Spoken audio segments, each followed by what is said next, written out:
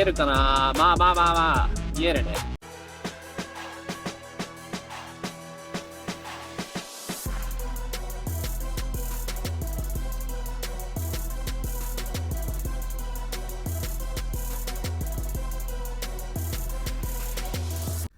どうも、ゆとです。今日はやっと H ケースの前置きインタークーラーを取り付ける日が来ました。今日はね、ゴールデンウィークなんですけど、ちょっと後輩とかにパイピング磨いたりとかお願いしてて、で、インタークーラーのコアも塗装業者の方にお願いして、塗装してもらって綺麗になったんで、今日は早速前置きインタークーラー化をしていこうと思います。さすがに今日は一人でちょっと大変だと思うんで、後輩が手伝ってくれるんで、心強いっすね。じゃあ早速作業していこうと思います。はい、早速ガレージの方に来て、まずインタークーラー、この純正のインタークーラーを外すっていうのと、あとこれでここら辺も丸々っと外して、バンパーも外していこうと思います。はい、これが塗装してもらった H ケースの前置きのインタークーラーコアで、これが、ブラック、全部ブラックで塗装して、で H ケースのロゴを白の枠で入れた感じですね。ビフォーと比べてかなり変わってるから、ここら辺に出しておきますね、動画で。パイピングは FD の荒瀬くんがめちゃめちゃ綺麗に磨いてくれて、超綺麗やばいでしょこれ。さらにね磨いてくれたんですよ。僕が磨いた後にちょっともうちょいやってよっつって早速じゃあこれを今からインストールしていこう。よし、今純正パーツとりあえず一通り外したんで、ここからレインホースの加工をぶった切って、ここでこいつを多分ここら辺を切ってインタークーラー入る場所を確保して調整していけば OK だ。ついにぶった切りのお時間です。見どころですか。今日の見どころいいよ。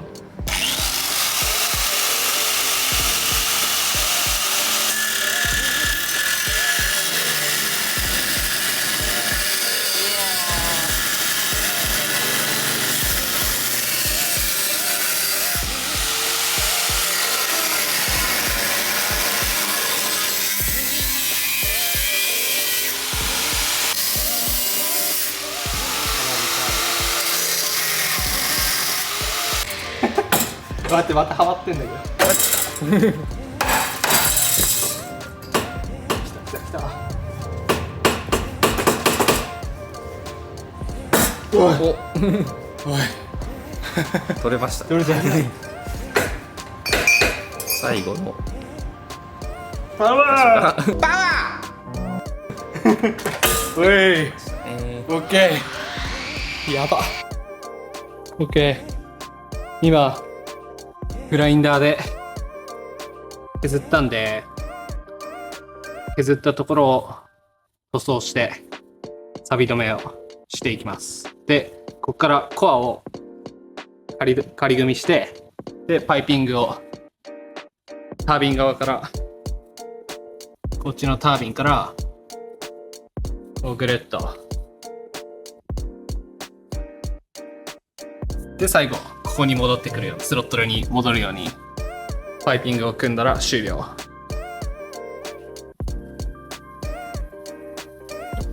い、そしたらね、タービン側からまず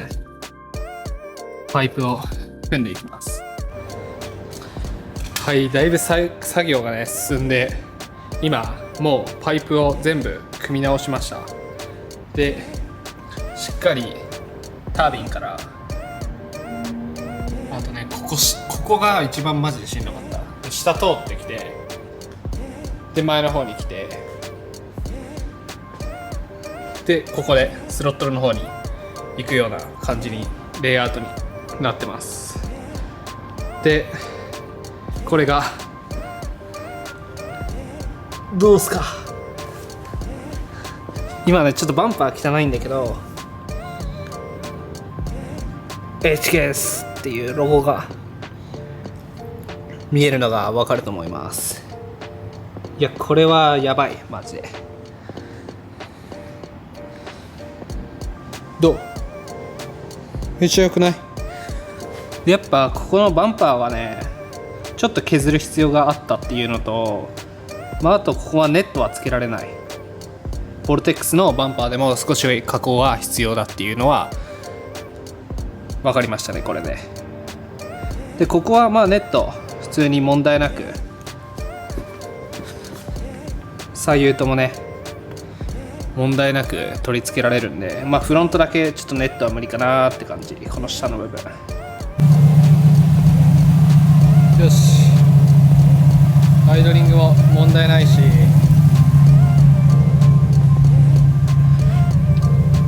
回転数も大丈夫そう。はい、今ねもうトラブル起きて組み付けたんだけど、アクセルを入れると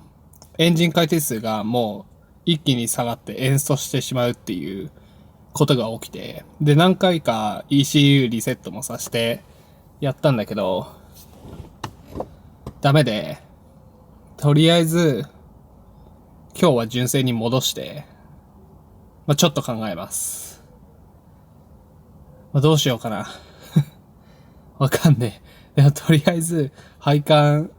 系はちょっと元に戻して、今純正のインタークーラーに戻したんでエンジンは普通にかかるようになったんだけど、ちょっとね原因がわかんないから、ちょっとまた後日動画を撮りたいと思います。はい、今後日になって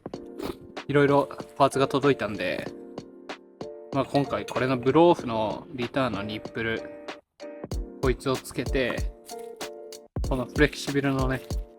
曲がるやつで配管を通して、このこれかなにリターンさせて、配管を通してパイプを組み込んでいこうと思います。でこの前コメントで教えていただいた知識の赤のフィルター2層に変えてみました。これでどうなるかなって感じなんですけど、とりあえずこれから組んでいきます。はい、もうねやめるやめるわ。このまずリターンのホースが抜けなすぎて無理で、ここにリターンでやろうとしたらまた別でニップルが必要だから、もうね嫌いになりそうマジで嫌いになりそう本当に。でもうこれはフィルターはねとりあえず変えたから OK として、もう戻してまた純正に戻す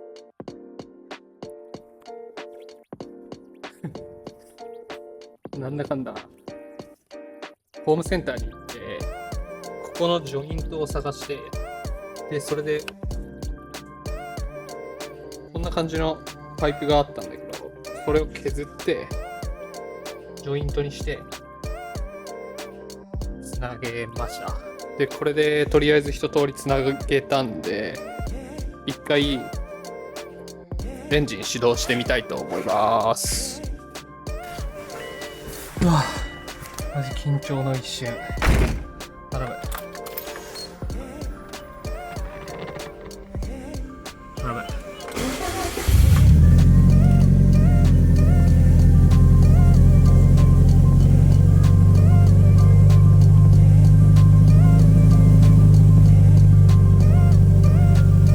とりあえず大丈夫そうかな。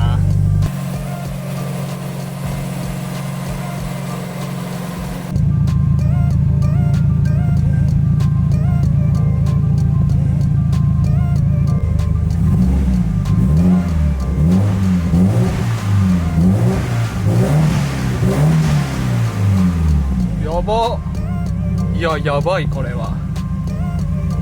なんとレスポンスが上がったかのような。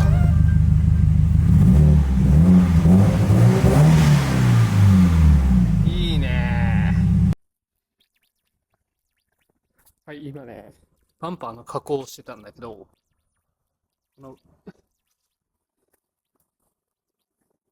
よく見ると、グリルネット。これするために、ここ削ったりとか、ちょっと荒いけど、しょうがない。見えねえし。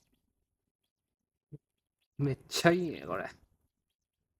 ょっとこれね、タッチアップしないと。ナイキみたいなマークになっちゃった。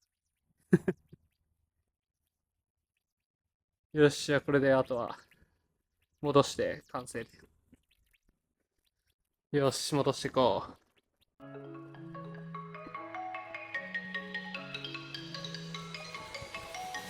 今走ってきてちょっと止まったんだけど、ちょっと暗えな暗すぎるから見えづらいかも。ちょっとね、イメージはこんな感じ。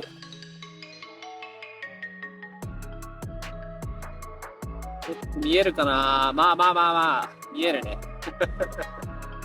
後日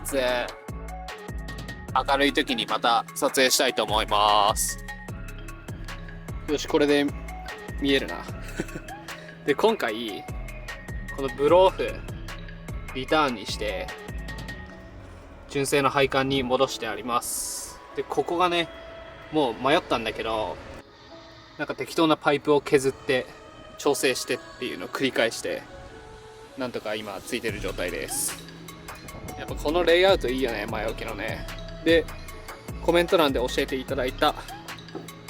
H ケースの赤フィルターね、これに交換しました。で、音がね、すごいなんかプシュンプシュンって言うから、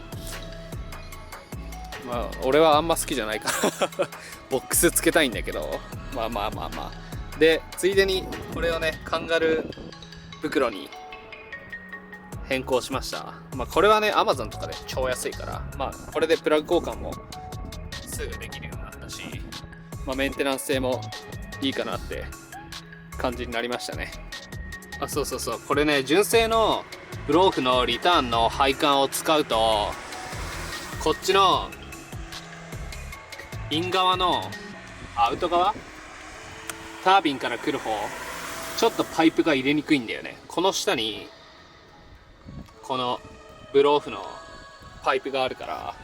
ちょっと入れづらいんだけど、頑張ったら入るんで頑張って入れてみてくださいで、これブローフは完全にリターン式にした方がいい。しないとセッティング出さないとダメだし、今回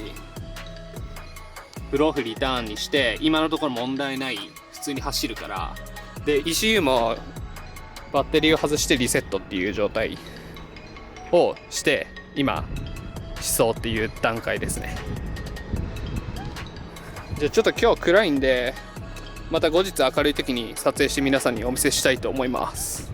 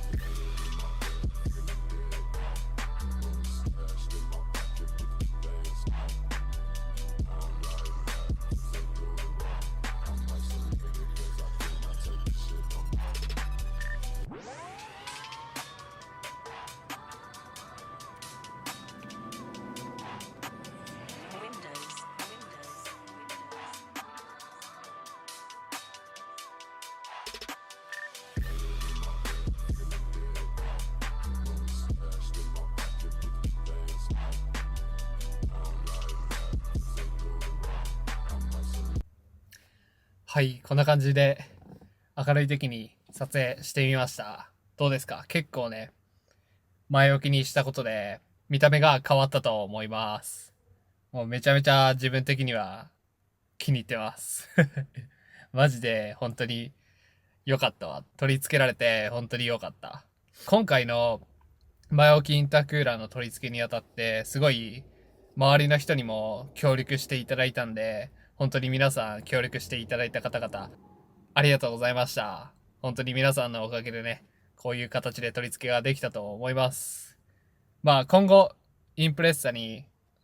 前置きインタークーラーつけたいよっていう方はね、ぜひね、僕の動画を見て参考になればいいかなって思います。まあ何でもコメント欄とかでコメントいただければね、お答えできる範囲でお答えしようと思うんで、